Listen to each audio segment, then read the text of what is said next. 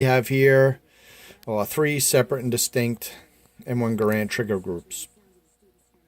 And the reason for this is to show why one reason your M1 Garand might be doubling or tripling.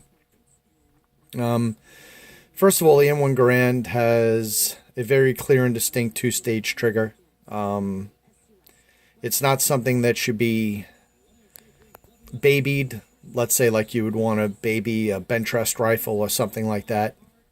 You have a good initial take-up, you have a nice clean break, and you have a very solid positive reset. One thing that can happen is, if you're a pistol shooter, sometimes you will feel on a semi-auto for that reset to get a quick follow-up shot. If your hammer hooks or engagement surfaces are out of spec, that feeling for a reset can cause the weapon to double. Get a good take-up, fire the round, have a good let-off, the gun will reset, and be prepared for another shot. Don't baby the trigger. Some doubling on Garands, people will say that it's headspace. No. Bad round. No. Some people equate a doubling with an out of battery detonation. If you have an out of battery in a Garand, you'll know it. In most weapons over 50,000 psi, you'll see it, you'll know it. Wear your safety glasses. Don't want to get a lot of gas in the face. It's not fun. A lot of doubling with the Garand will happen from bad engagement surfaces. It was designed to operate a certain way. People have done or attempted to do trigger jobs on Garands, and they've messed up all the engagement surfaces. So the first one here on the right is the HRA. And as I reach for something, right here, you could see a very clear, and we're going to ignore that other phone call on my other phone. Who didn't like the show Emergency? You can see a very clear engagement surface here on the front hammer hook, on the one lug, and then you could see the other engagement surface on the rear of the hammer hook right here for another lug. We'll look over here at Springfield. Please stay in focus. There we go. Hopefully it doesn't go out of focus again. You can see the engagement surface here and another engagement surface in here. Same thing. Hopefully we get some good light. Again, engagement surfaces here on a worn SA. And another engagement surface here that, if you can see, has some use to it. And this is a mill trigger guard as opposed to stamped. But we won't talk about any of that. We're not going to talk about all the intricacies of markings and this and that. This is very basic. Anything that's being said here is in a book. So buy a book. It's a wealth of knowledge. There are many people out there that are much more knowledgeable than I am. And this is rudimentary knowledge that everyone should have when dealing with their firearm. Especially if they're just going out to buy a new one, just some things to look at. Let me reach over here real quick. There's a book that I happen to like. It's very good reading. Everything that we're talking about right now is in this book in the 160 section. So again, it's not magic. But sometimes showing it like this is a little easier. So what I'm going to do is try to set up and show you how one of them engages, releases, and so forth. So you have just a quick basis of understanding if you're new to the M1 Garand and or your rifle is doubled. So I'll pause it and I'll be right back. So this is harder than it looks to do with a phone. And what I'll do is I'll try to keep it so we have some good light. This is the HRA group. So in your rifle, a round would be in the chamber, hammer's ready to fire, safety is off. When you pull on the trigger, you get an initial take-up. That's the first stage right there. You could see that play. And if you could see on the front lug right here, how we're sliding forward. Now, if that engagement surface on the front lug for the sear has been stoned too much or too much material taken off the lug, we're going to release the weapon way too soon. So when we pull the trigger, hammer releases, it's coming forward. Boom, weapon fires. And now it comes all the way back under recoil. My trigger is still pulled. And you see that engagement right there?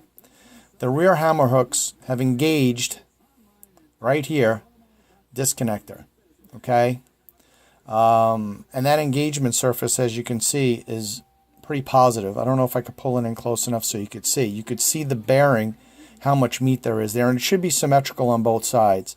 Within a manual, there are prescribed tolerances for that engagement surface, and it's something to pay attention to. Now, when I release the trigger, it'll hand off back to the front lug, as you can see that. That now, the weapon is ready to fire once again. Now, what will happen is, if the engagement surfaces are not within tolerances, and you let off too lightly on this, and it has cleared the front lug, the weapon will fire. So what happens is, when you get a doubling, if you baby the trigger, let it through, too much, not enough material there, weapon fires. Look at the nice handoff. Okay, I'm going to pause this now and show you another one that hopefully you can see where the tolerances are not really in spec. Here's one, an SA. Now, when I talked about the tolerances a second or so ago, I have not mic'd these at all. I've not measured them. This is all done. This is all visual. You can see a very good positive engagement surface in front, but watch when we release the hammer and we reset. Look how little is bearing from the rear lug on the rear hammer hook. This is just begging for a double at some point. And see how little it grabbed up front, okay, on that engagement surface. If this front hammer hook was worn any more, this weapon would have doubled. So it's very simple. See that? See how close it is? Instead of having that positive engagement all the way through. So when you baby the trigger, if there's not enough meat on the front hammer hook, the weapon will fire, as opposed to fully letting off the trigger to have the hammer release right to the front. So those are some things you should look at. And when you're buying a Garand, you're getting it from someone, these are some of the things you should look for. It's easy to do with the trigger group in the gun too. It makes a very distinct sound. Let me grab another one here.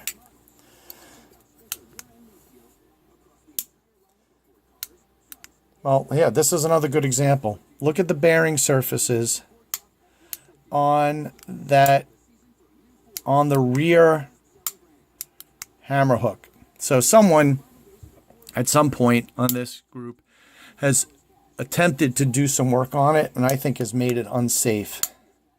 If you could look right back in here, see the engagement surfaces, see how little is there on the rear hammer hook. That is, to me, a little unsafe. Now, there's a way to mitigate that. On the back of the trigger itself, okay, you could take a little material out right in that area there on the back of the trigger to get a more positive engagement surface on the lug. That's something that would quite possibly be for another video, and maybe we'll do it with this group. But clearly,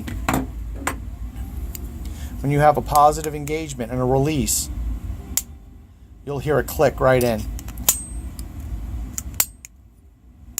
And you'll hear that click. So I'm going to put this back in the rifle, and we'll see if we can't hear it as part of just a standard function check of the trigger while the trigger group is in the rifle itself.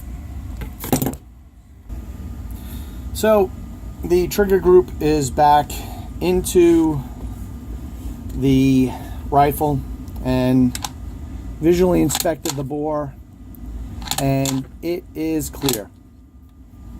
So something that you can do when you're going to buy an M1 is, number one, ask to pull the trigger group out, right? You want to inspect that visually. But one thing you do is make sure that the action is safe. You can pull the trigger on the weapon, hold the trigger down, okay? Cycle the op rod just enough to, there we go, to engage the hammer back. It will now be sitting on the rear hammer hook. Don't bring it far enough back where you're going to lock the bolt in the open position, or just make it harder to do. And then very slowly, you could let your finger off the trigger and you should hear a very positive click. I don't know if you heard that. I hope you did. Firing. Reset the hammer. Don't lock the action all the way open, and listen for the positive handoff from the rear hammer hook and lug to the front hammer hook and lug. That would indicate to you that the trigger is in decent shape, plus the visual inspection. At some point, you would want to measure all the parts to make sure they're within spec and replace as necessary. Although the shop manual will give you information on how to make corrections to that without quite possibly replacing the part, as long as they're still within tolerances and specs. So I hope this has helped a little bit as to the reason why your M1 might be doubling.